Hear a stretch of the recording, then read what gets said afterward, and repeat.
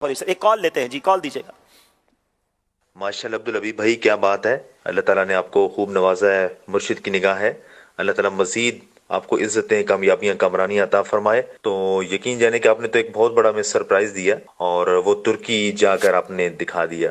تو ماشاءاللہ اس کو دیکھ کے ہمارا بہت دل خوش ہوا، دل سے دعائیں بھی نکلی آپ کے لیے، اپنی دعوت اسلامی کے لیے، اور ماشاءاللہ اس سے ہمیں بہت زیادہ موٹیویشن ملی، اور اسی طرح ہمارے کولیگز، ہمارے دوستوں کو بھی اس سے ترغیب ملی ہے کہ ماشاءاللہ کیا بات ہے دعوت اسلامی کی، کہ سب سے پہلے دعوت اسلامی نے پہنچنے کی کوشش کی۔ اللہ تعالیٰ آپ کو مزید اس کی برکتیں عطا فرمائے، جزائے خیر دے۔ تو برائے کرم ترکی کے حوالے سے کچھ فرمائیں کہ کیسے حالات تھے، اور کس انداز کے ساتھ اگر آشنائے رسول اس میں مدد کرنا چاہیں تو کس انداز کے ساتھ کر سکتے ہیں، کیا طریقہ کار ہو سکتا ہے؟ جزاک اللہ خیرہ۔ جی، جو ترکی کے لیے، شام کے مسلمانوں کے لیے مدد کرنا چاہ رہے ہیں، اس کے سوشل میڈیا پہ سب جگہ اکاؤنٹس چل رہے ہیں، آپ اس پہ بھی رابطہ کر سکتے ہیں۔ میں آپ کو یہ دلچسپ بات بتاؤں کہ میرے جانے کا فیصلہ کیسے ہوا۔ میں تو سلسلہ کر کے گھر گیا تھا، اور رات تقریباً 2-2:30 بجے اچانک ترکی والوں سے بات ہو رہی تھی کہ امدادی کام کیسے کرنے ہیں، تو مجھے خیال آیا کہ کیوں نہ میں ترکی چلا جاؤں، لیکن چونکہ دوسرے دن سلسلہ بھی تھا، کچھ پروگرامز بھی تھے، بیانات بھی تھے۔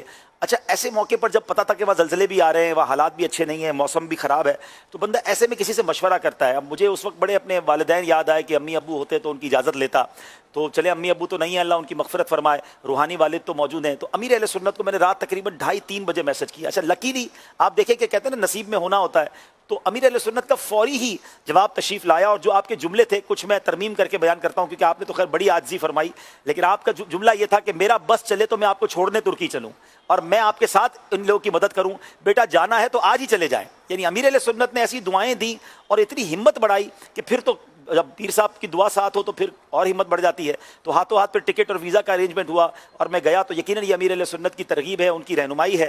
اللہ دعوت اسلامی کو سلامت رکھے، ہمیں شرف ملا، اور میں تو چاہوں گا کہ مزید انشاءاللہ آگے جا کے ہم اپیل بھی جاری کریں گے، ابھی ہم لسٹیں جاری کریں گے کہ کیا کیا سامان چاہیے، ہو سکتا ہے آگے جا کے والنٹیئرز کی ضرورت ہو تو بھی انشاءاللہ ہم آپ کو بتائیں گے۔ ناظرین، اب ہم نے اپنے مقابلے کو مزید آگے لے کر چلنا ہے۔